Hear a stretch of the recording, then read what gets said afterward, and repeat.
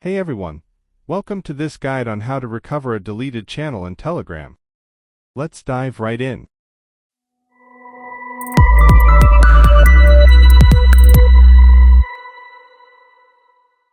As you can see, I have a Telegram channel called Graph Chat at the top of the page. Now, let's say I accidentally leave the channel. I'll tap on the three dots, select Leave Channel, and confirm.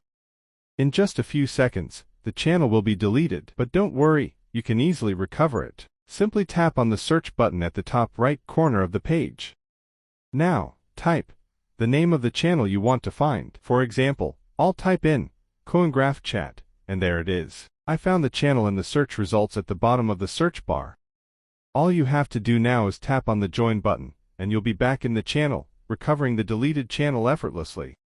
And that's it. If you found this video helpful, don't forget to like and subscribe to our channel for more videos. Thanks for watching.